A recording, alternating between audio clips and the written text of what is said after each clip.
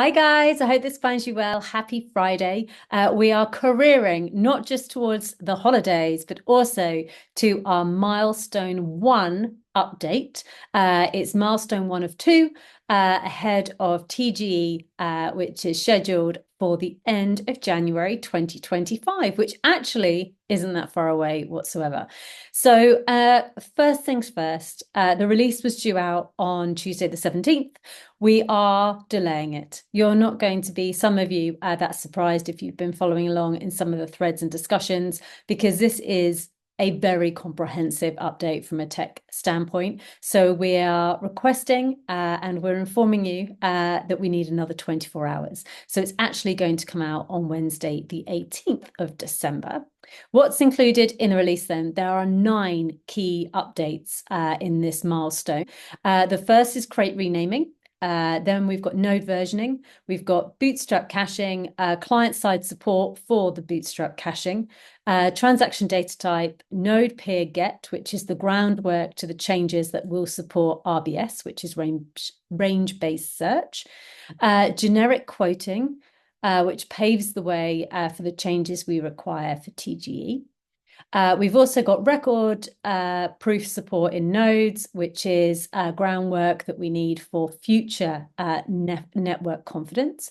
And last but not least, we've got changes. The key, I guess, thing for me, particularly that I really want the community to let loose on and test, is the changes to the payment method to distribute payments more evenly across nodes. Previously, we had one node being paid. Now we will have 3 nodes being paid. That will also point to prevent some of the malicious or manipulative behaviors that nodes might be incentivized to do. And last but not least, to enhance upload redundancy. I'm going to include a little bit more detail in the post below, or I think it actually comes above, depending where this goes, the video, so you can read a little bit more about that too. Alongside the milestone release, we also have Jim Look Away Now, the very first network application. It is just a network application, and it's there because we need to test. So like I just mentioned, for the payments, the quotes, the earnings for nodes, we really want to have as many people experience that and hammer on that as possible. And that can't obviously be done for many folks, myself included, through a command line interface. So our application is going to hopefully facilitate that testing for us. That is the plan. Last but not least, I know we had a bit of a back and forth, not just on the stages earlier this week, but also in the channels around incentives and rewards.